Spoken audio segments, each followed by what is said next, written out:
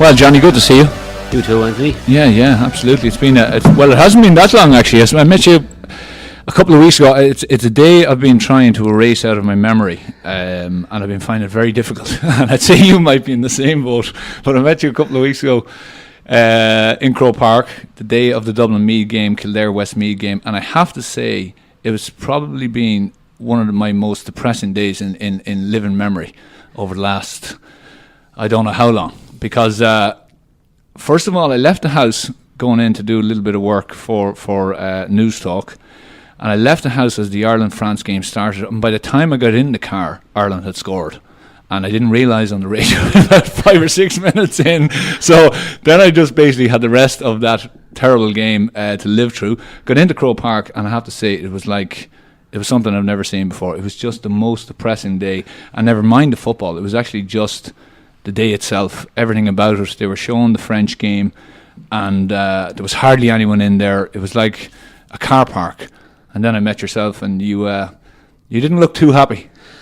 No, it wasn't a good day at all. And it started bad because I said, right, I'll get up. I was doing a bit for local radio, and I said I'd get up early and go into the hotel, watch the bit of soccer into Croke Park for the second half, and get up, and lo and behold, I couldn't get into the hotel.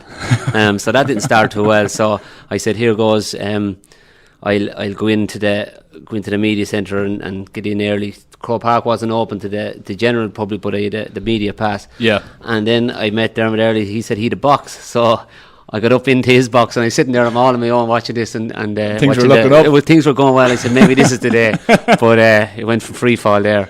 God, but the whole atmosphere, you know, I don't know whether it was the fact that, you know, I was talking to a lot of people outside Croke Park, and like that had the same idea to come up, watch the game in the hotel, and I couldn't get in to see it, and the pubs were packed and weren't letting any more in, and it was just like, you know, and then you go in, and Croke Park, you know, we're used to Dublin and Meath, they'd nearly sell, you know, on the good days they'd sell Croke Park twice maybe. It'd be a standalone fixture, and then, you know, I suppose the curtain raiser maybe set the scene for the day then, and it was just... Yeah, and it was a game, you know, I remember chatting to you just after, and it was a game, you know, you saw it obviously, Sweets, like Kildare actually, they nearly, like from a very commanding position, they managed to lose a game that for all sense and purposes I thought, okay, they're just going to pull away here now. You know, they really started to kick on in the start of the second half, but then it just stopped. It was like kind of nearly both teams decided, well, we don't particularly want to win this. We don't want to face the Dubs. I don't know what was actually going through the mind, but it just looked like neither team wanted to grasp it, and you know, kind of Westmeath just stumbled over the line nearly at the end. Yeah, and that's the obviously no team. I've never been involved in a team. I'm sure you haven't either. That you say, right, lads, you know, we'll go a good performance, but we don't want to win this. That's never, you know, it's never in the script.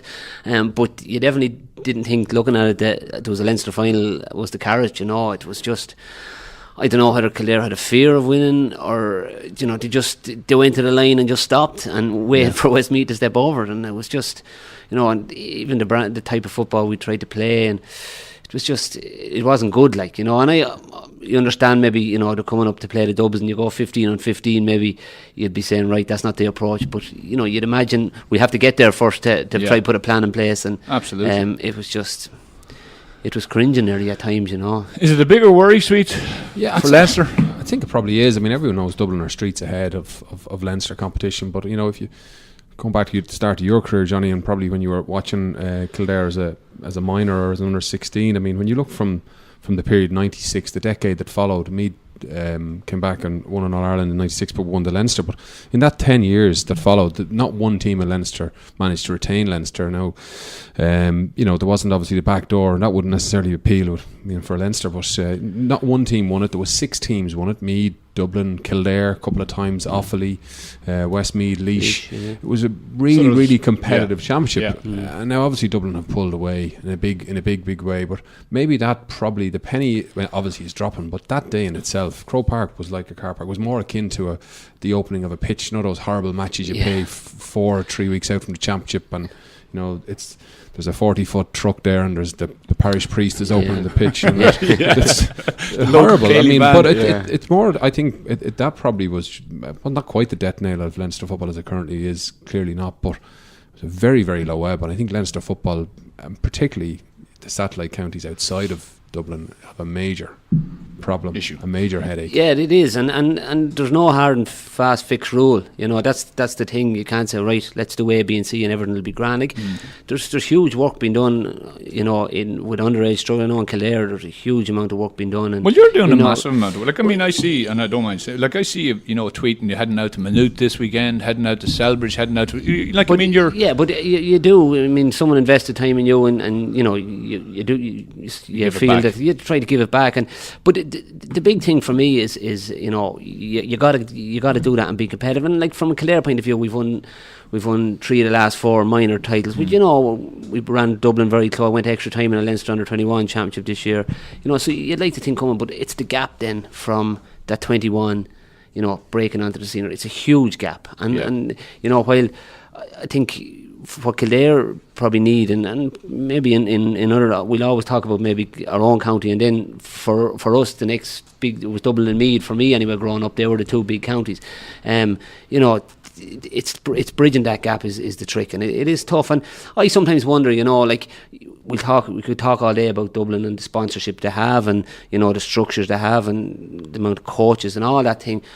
But yeah, when you strip all that back and you put 15 on 50 in the field, you know, I don't know, and I'm sure there's people who would say, you know, he's talking rubbish, but, you know, is there a case of, like, you look at Westmeath and went toe-to-toe with Dublin for 40 minutes, maybe 45 minutes, and next thing, Dublin go a couple of pints, and you could nearly see it in Westmeath.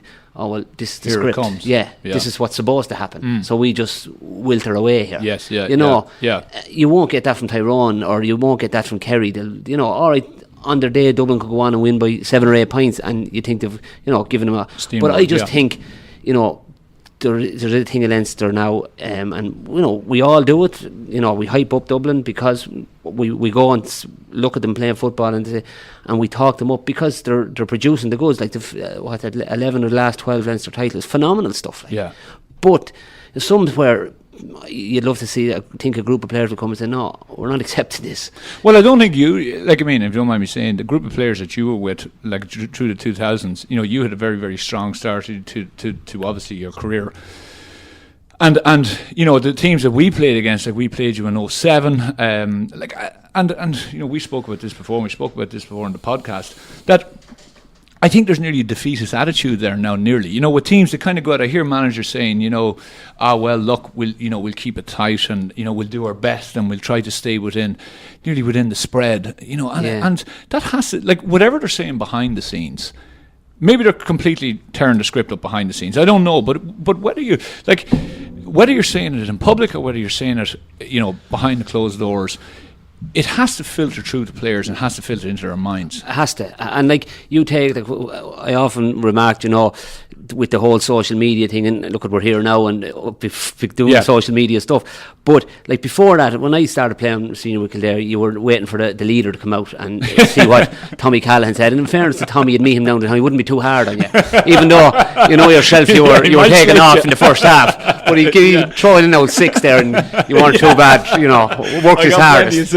Yeah, exactly. So did I. But you know, so it wasn't too bad. Now the phone, it has to come in, and everyone telling you, you know, if you're with him till half time, and you know, see how it goes. Well done. Well done. You know, celebrate that. And there's you know, nearly a safety, like, you know, if you think, like, if we were a management team, you're saying to yourself, right, lads, this is our first year. We definitely want to get another run next year. So if we're playing Dublin, let's not talk ourselves up too much here now, because we could get a hiding, right? Yeah. More than likely. Yeah. But so then what we'll say is, well, we just, you know, we want to give them a good game and stick with it, because there's a bit of safety in that. Yeah. You know, like, I mean, there's safety even in that talk, and I think until, like, you're right. Like, I look at it, you know, 3 of the last 4 minors, okay, and then a runner up, obviously, in 14. Okay, so that has to be coming through in Kildare. Yeah. You know, and I see it. I you know, chatting with Dermot, and I see the work you put in. I see Kildare are definitely doing it, and even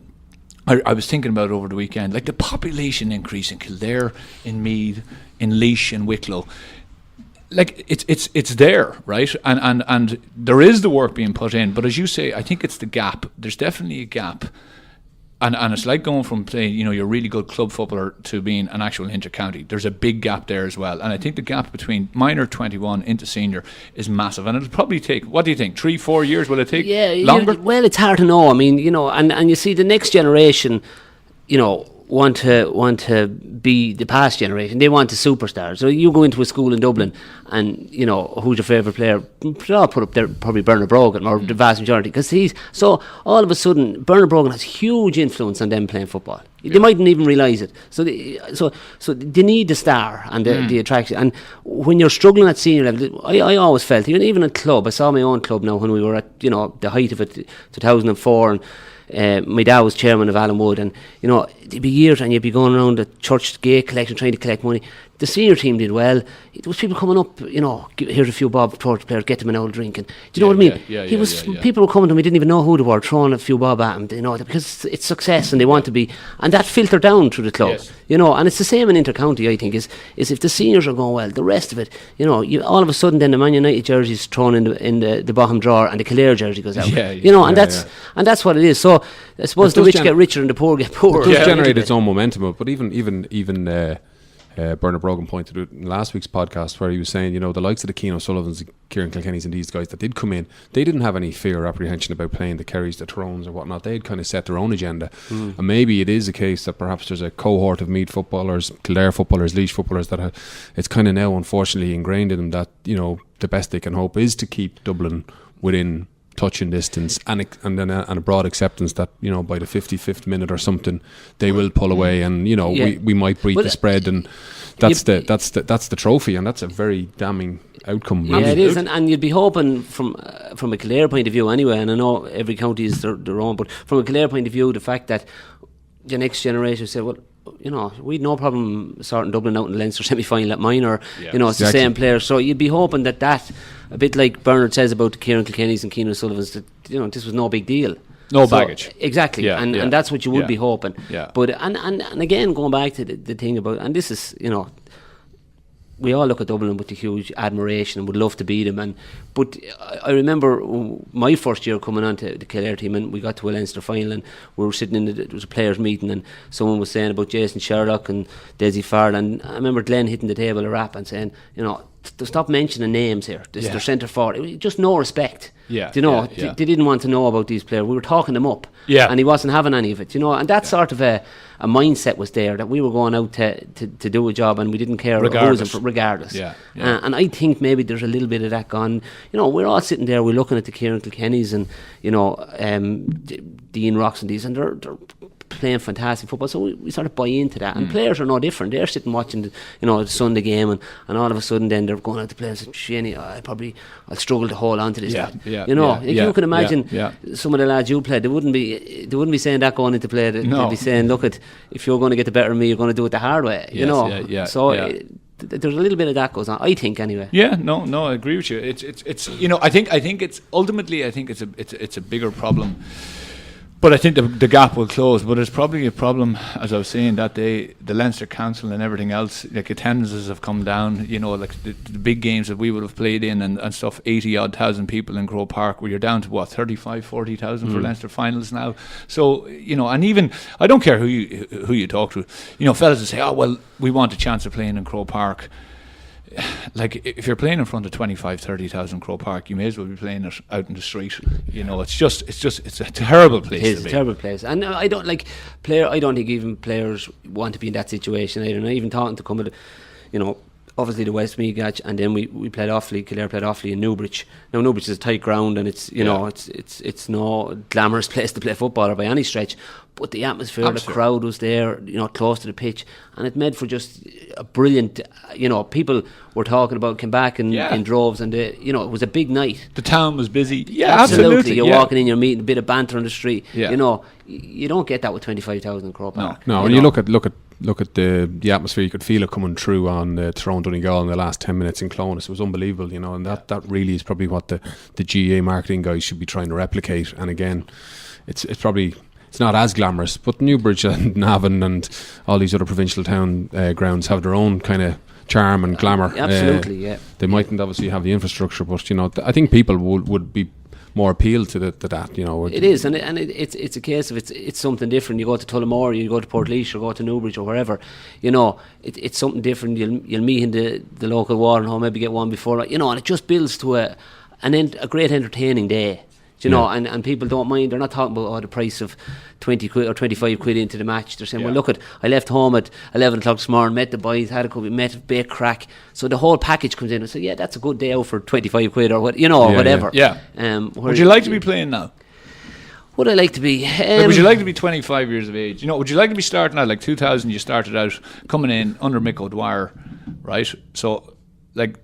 Now, let's say you put yourself right back in that, but at the modern era and the way the game is played and everything else. Yeah, it'd be a tougher place to play, particularly I think as a forward. It'd be a tougher place because you know you long for where you were in. You got loads of space, and you know you'd say, well, look, we'll take on the man here. But even if you beat a man, you're meeting the next man as quick, like you know.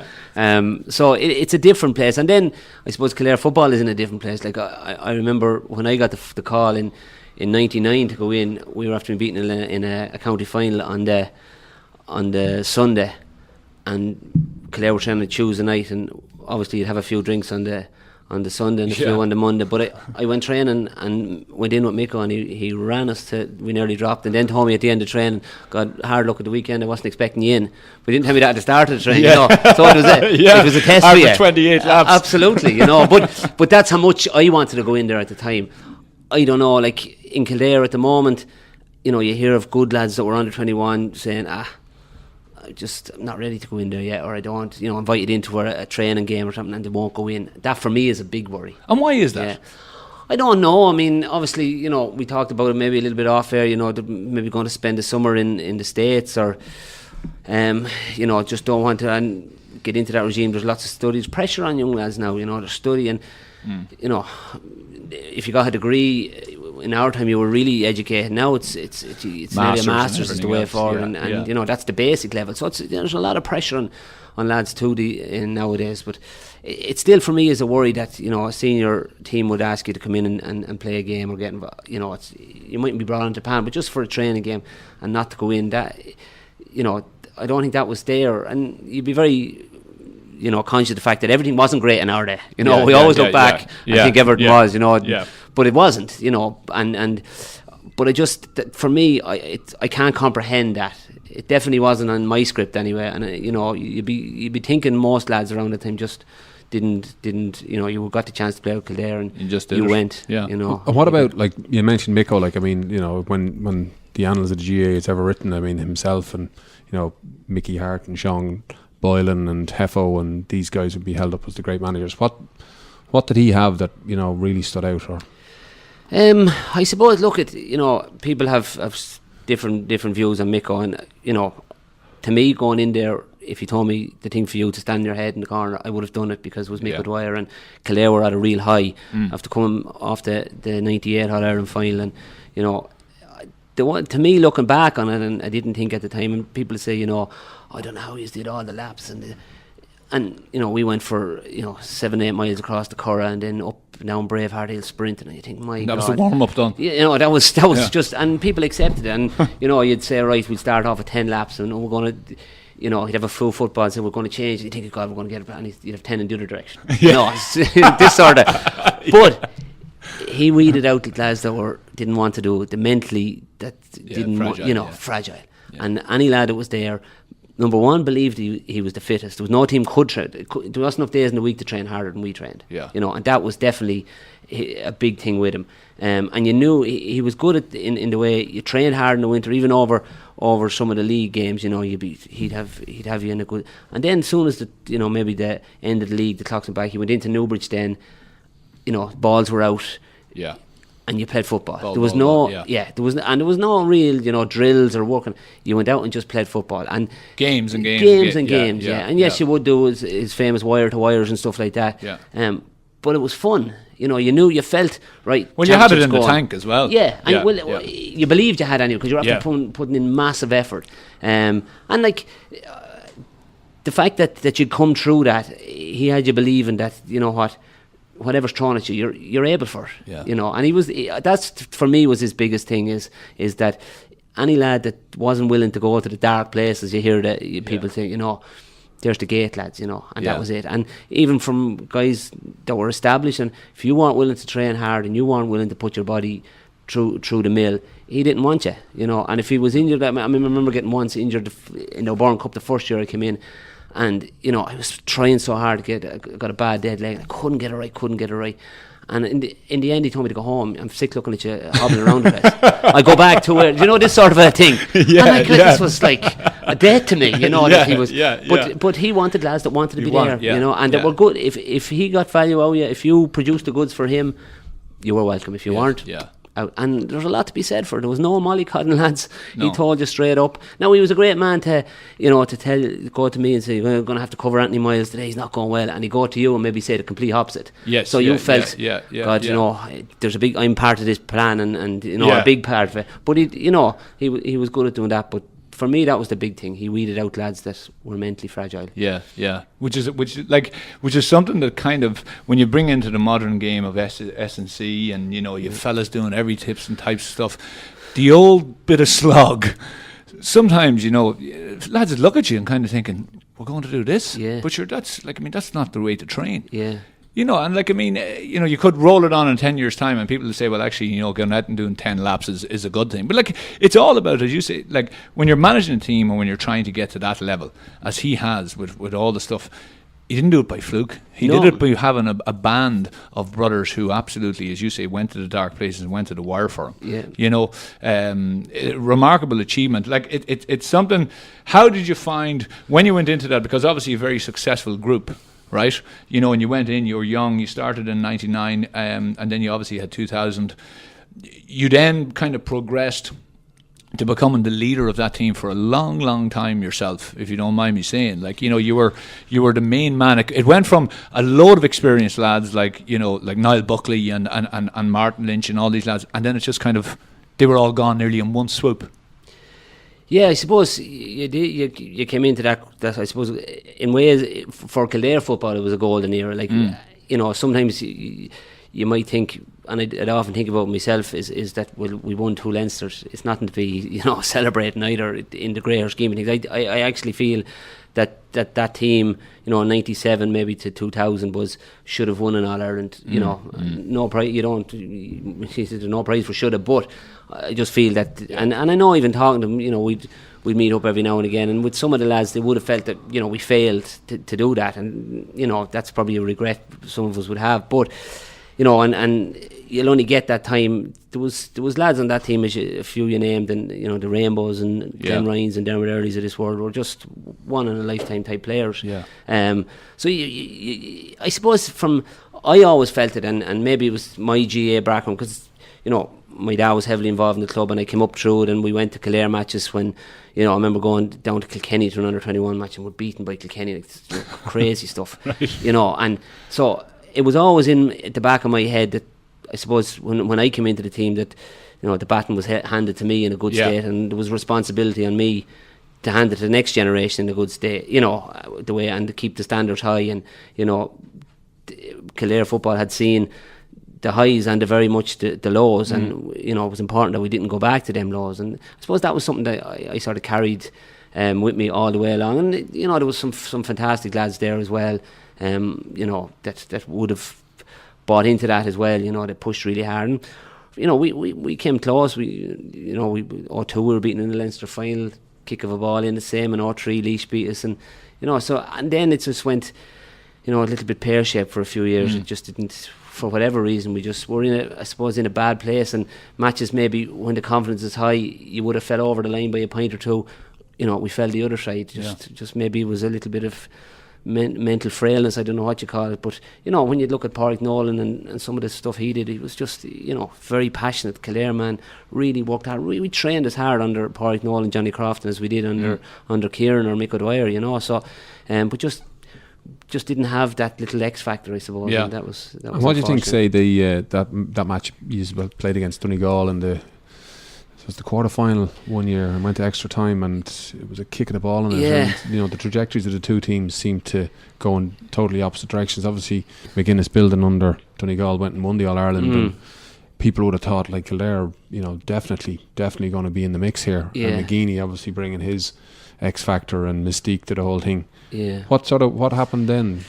It's a tough one. Because like we should have won that match even with Kevin Cassidy. That we went 4 or 5 points up and just didn't close out the game. And you know, it was one of those games that fantastic game if you won by a point. You know, and as you say, they went on and we slipped back. And it's hard to know why, for what reason. Like obviously, you had a few lads coming, myself included, maybe coming to the end of their career, and you know, you had a group of young lads, you know, that are probably established now on the team, the likes of, you know, the one of Leinster, Fergal Conway, Tommy Mulick, and these guys, Paul Cribben, were only sort of coming on this. So there was always going to be a little bit of a transition. Like we did, you know, from the team that won, I think it was 2012, the one of Leinster under 21. It was 6 of them or it was 2011. There was 6 of them coming.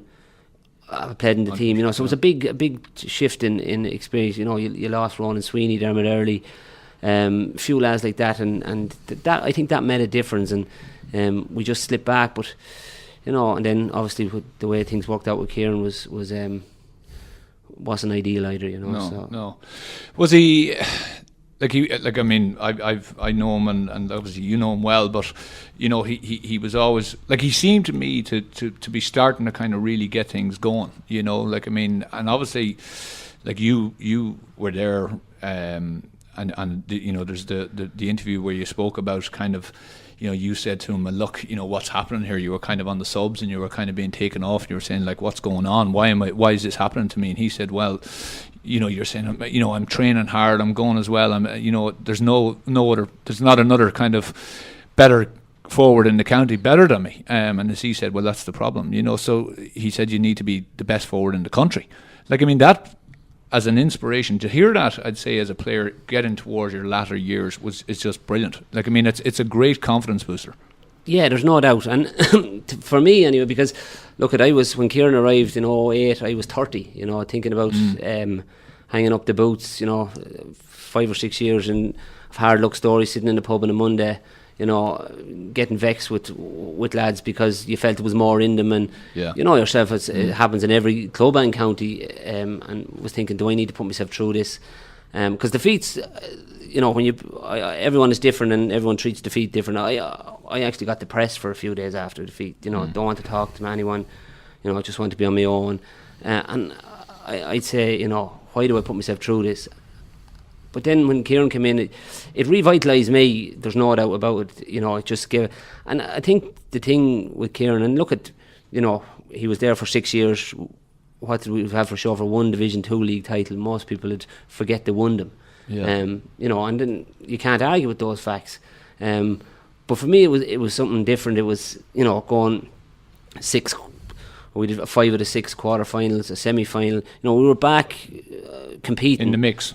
Absolutely, and you know, came from an inch of being in an All-Ireland final when Rob Kelly rattled the post the last kick of the game against. You know, didn't have maybe the bit of luck against Down that year. Yeah. Benny Coulter square ball, you know, little things. You know, they're not excuses. You always need a bit of luck. Competed, as you said, in 2011 against Donegal. So we were back in a good place, and you know, to me, a lot of that came from Kieran. You know, I remember sitting the first year we got there, and he had a whiteboard himself and Paul Grimley, and you know, he says, well, why aren't you successful? And of course, mouths open, looking up at him, and he says, so give me a few reasons. And slowly but surely there was different things came up. No gym, no this, no that. And he wrote them all up on the board. And he says, right, let's get rid of these. You know, we needed a new gym. We got a new gym. We went and did a boxing night and raised a few bob, bought our own weights, you know, got a location.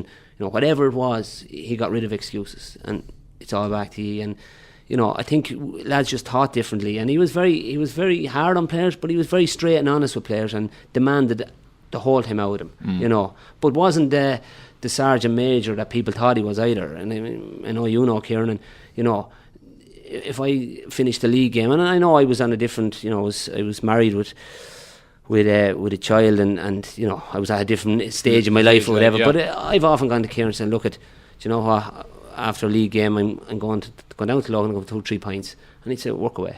You know, there's no problem. you need to do that. I can't go and advertise that and you know yourself be a Yes. free for all, and Yeah. some lads will take it into the Monday, and you know, but there Monday week. exactly. So, but there was nothing. He was far from the drill sergeant people thought he was. The you know, image, yeah. he had an image, of course, and he didn't jump Shy through away hoops, from and he didn't you know smile and wave to the crowd, and that just wasn't him. And he didn't want to be or pretend to be something he wasn't. It just went against the grain. Did he get a raw deal, do you think? He did get a raw deal. Yeah, he definitely did get a raw deal. Like I wouldn't be happy with the way Kieran was treated at all. You know, without opening up a can of worms around. But I think you know, little things with Kieran. He was just so straight and honest, and you know, people outside Kildare and inside Kildare would, you know, that some of the sheiks were bringing plane loads of money to keep Kieran and McGeady in Kildare. Like nothing could be further from the truth. Yeah. You know, because I worked very close with Kieran. You know, I was captain with him for a good number of years, and you know, like the first thing he did when he came into the county, when he got his backroom team together, from strength and conditioning to his selectors, and Aidan O'Rourke came down with him one year, Paul Grimley. First thing, they all joined Club Kildare. We're all members of Club Kildare. Yeah. You know, paid the subscription or whatever it is, 400 quid or whatever the commercial was, they all paid it. Yeah. You know, but never a word about it. You know, Kieran was on the make. Kieran was there to get as much out of Kildare as possibly can, and you know the fact that there was, I think, 800,000 would have to be handed down from Croke Park. It's gone up to the north, Kieran McGeady. You know, he was, which just goes again everything he stood for. Yeah. You know.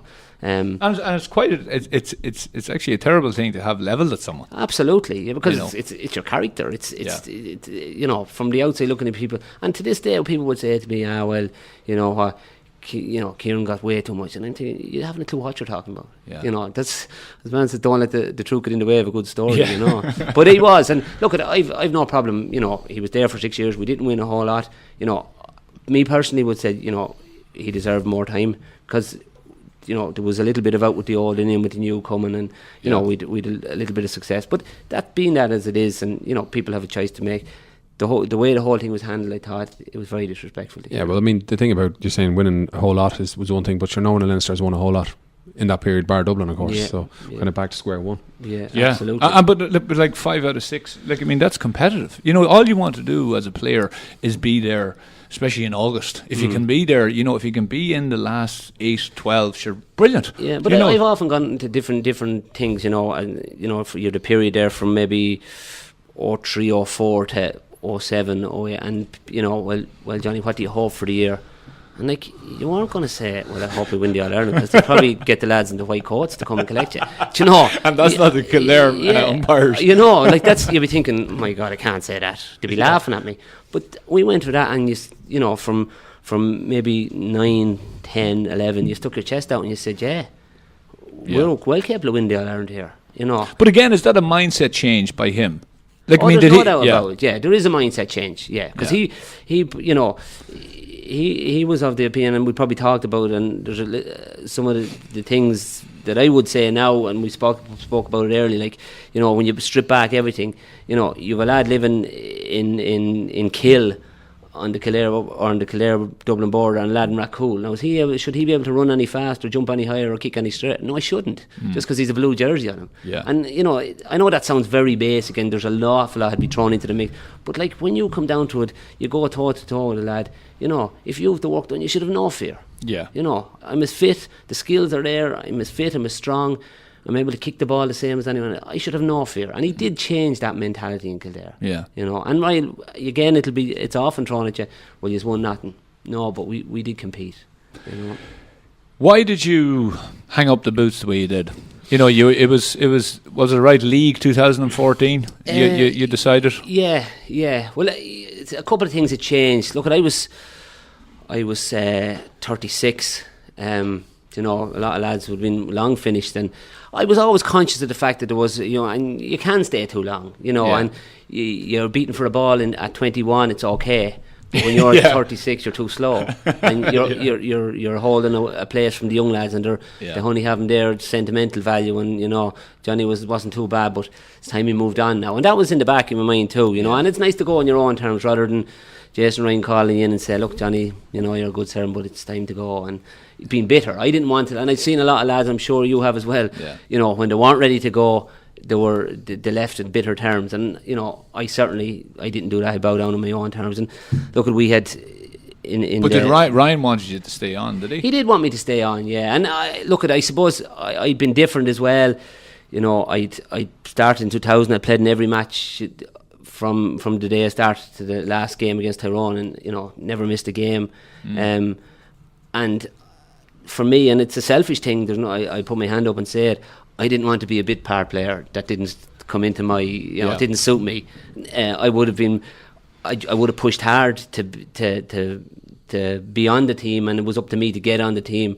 But I was 36, and even though in my head I was as fit as I ever was, I was strong. I was never blessed with speed, so my speed was what it was.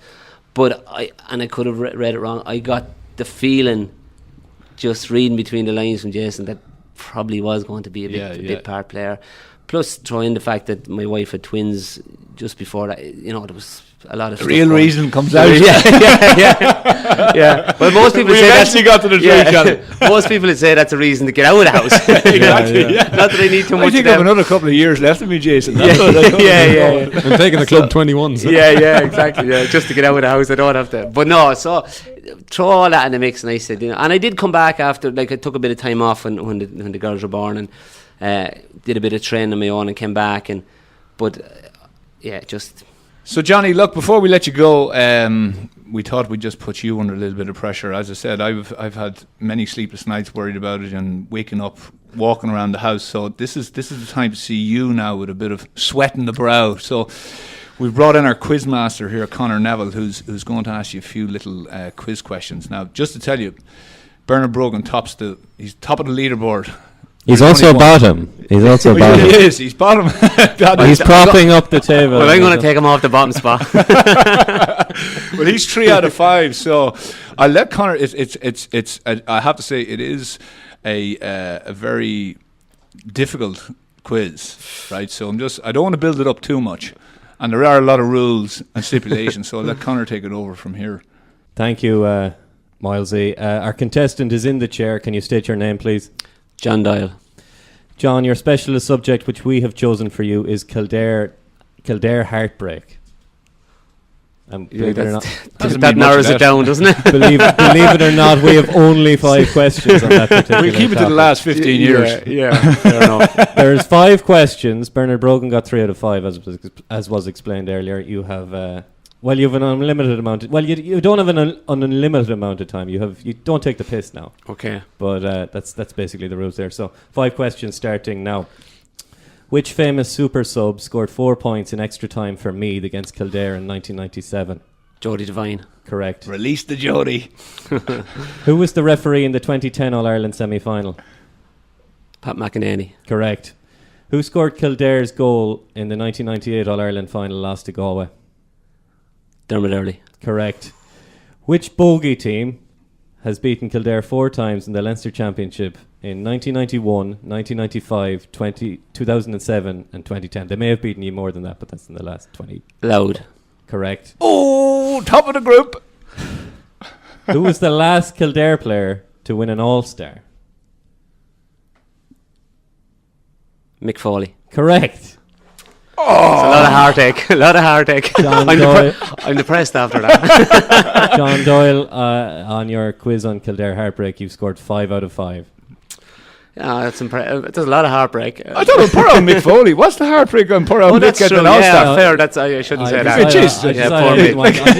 I didn't want you living in tears. I failed, unfortunately. We'll be playing a tie later on. Mick will remind me of that. Absolutely. He'll probably bring it with him in the bag. Absolutely. You rise to the top of this leaderboard, and it's going to be very hard to dislodge you now at this point. I mean, we may have to bring you back. If there's anyone who gets 5 out of 5. I don't think anyone. Deal breaker. Yeah, I don't think anyone has the same heartache in football as Kildare have. So Don't worry. There's a couple of counties following up fairly sharpish. Well done, Johnny. It's been absolutely pleasure having you in. It was great to chat to you, and I sold it against you. You gave me a few sleepless nights, I have to say, worrying about you. yeah. Well, I tell you gave me a few sore nights trying to get around you. That was the herbal tea, Moles. He's nothing to do with Johnny Doyle. Yeah, no, great to chat to you, Johnny, and best of luck with the championship this year. Yeah, thanks very much, and thanks for having me in. Yeah, no bother. Cheers, Johnny. Enjoyed that.